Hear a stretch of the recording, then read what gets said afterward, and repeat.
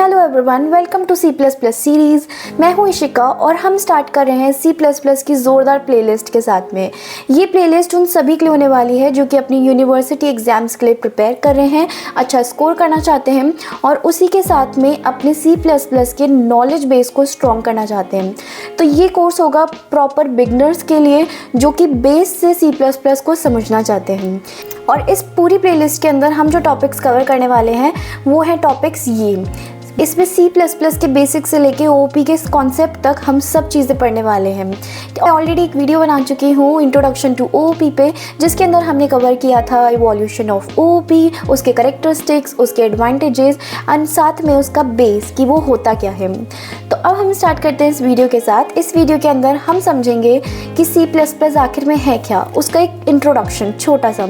तो सी plus plus एक high level general purpose programming language है। वो प्रोग्रामिंग लैंग्वेज जिसको डानिश कंप्यूटर के एक साइंटिस्ट ने इंट्रोड्यूस करवाया था और उन साइंटिस्ट का नाम क्या था, बायार्ने स्ट्राउटस्ट्रप। और कब कराया था इन्होंने, ये 1985 के अंदर कराया था।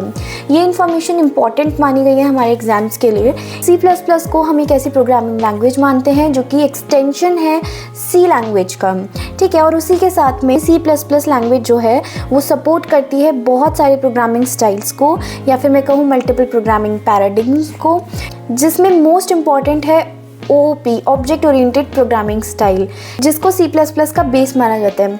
उसी के साथ में ये सपोर्ट करती है प्रोसीजरल स्टाइल को, जेनरिक स्टाइल को, फंक्शनल को और मॉड्यूलर प्रोग्रामिंग स्टाइल को। और इन्हीं सबसे ये बनती है एक highly versatile language for a wide range of applications.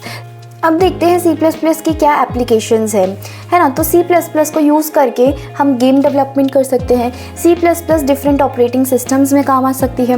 उसी के साथ में काम आती है कंपाइलर्स या इंटरप्रेटर्स में, डेटाबेस सिस्टम्स में, कुछ एम्बेडेड सिस्टम्स में, उसी के साथ कॉम्पिटिटिव प्रोग्रामिंग के अंदर।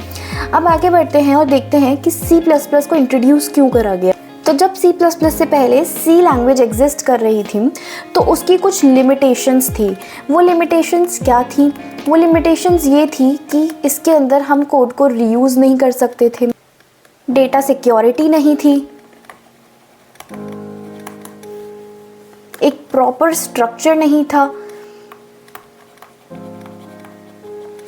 ऐसे करके और भी बहुत सारी लिमिटेशंस थी जिसकी वजह से हमने इंट्रोड्यूस कराई C++ को।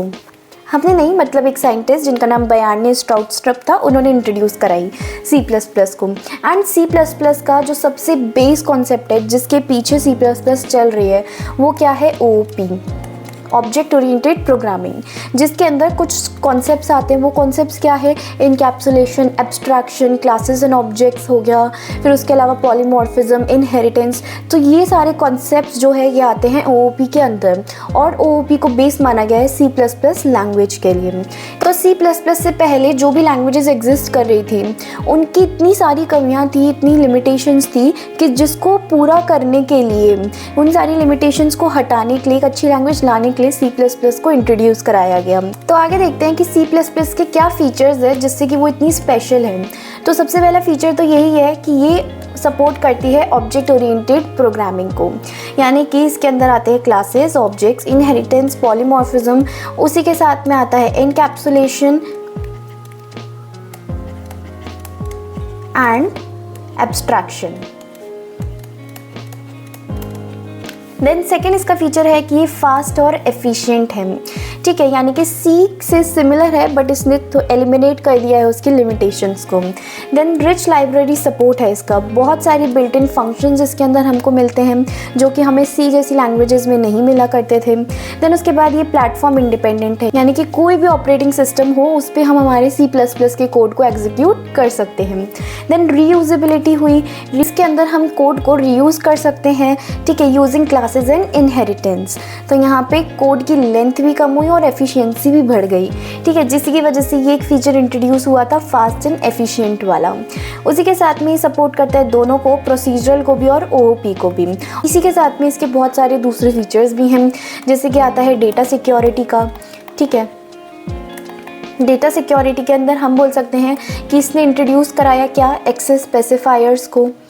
तो इसके अंदर हम थोड़े सिमिलर फीचर्स डाल सकते हैं जो OOP के थे। तो इंट्रोडक्शन टू OOP वाला वीडियो आप जाके ज़रूर से वॉच कर सकते हो। अब हम आगे बढ़ते हैं, इसी के साथ में देखते हैं कि C++ का एक बेसिक कोड स्ट्रक्चर कैसा होता है। तो ये एक नॉर्मल कोड है C++ का, जिसके अंदर ये जो फर्स्ट लाइन है ये बता रही है क्या, हेडर फाइल जो कि इंश्योर कर रहा है कि यूज़र से हम इनपुट ले सकते हैं और आउटपुट डिस्प्ले कर सकते हैं। ठीक है, तो ये हेडर फाइल जिसका नाम है IO स्ट्रीम, सबसे पहले हमें इसको मेंशन करना पड़ेगा। ठीक है, और ये हम कैसे करते हैं, #include और फिर एंगुलर ब्रैकेट्स के अंदर हम लिखते हैं IO स्ट्रीम, जो कि हमारी एक हेडर फाइल है। इसका काम है इनपुट आउटपुट को इंश्योर करना। उसके बाद में सेकेंड लाइन है using name space std।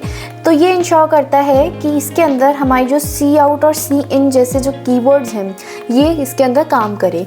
cout होता है कि जब आपको डिस्प्ले कराना है आउटपुट, ठीक है, प्रिंट कराना है आउटपुट को, और cin होता है जब आपको यूज़र से इनपुट लेना हो, तो उसके लिए हम cin यूज़ करते हैं।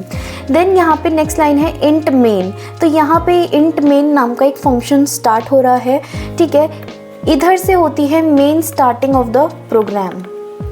कोई सी भी लैंग्वेज हो, अगर यहाँ कोई सी भी int main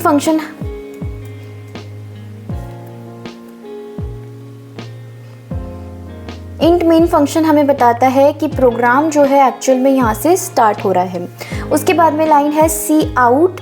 ये जो है इसको क्या हम कहते हैं, स्ट्रीम ऑपरेटर, है ना। ऐसे दो ऑपरेटर्स हम यूज़ करते हैं इस प्रोग्राम में, एक तो होता है ये वाला और दूसरा होता है ये वाला ऑपरेटर। इन दोनों को हम कहते हैं स्ट्रीम ऑपरेटर्स।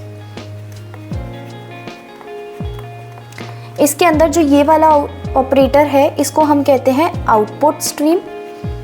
क्यों? क्योंकि ये यूज़ आता है विद cout, और cout क्या करता है, cout जो है वो डिस्प्ले कराता है आउटपुट को। उसी के साथ में ये होता है इनपुट स्ट्रीम, और ये यूज़ करा जाता है विद cin जो कि यूज़ आता है यूज़र से इनपुट लेने के लिए।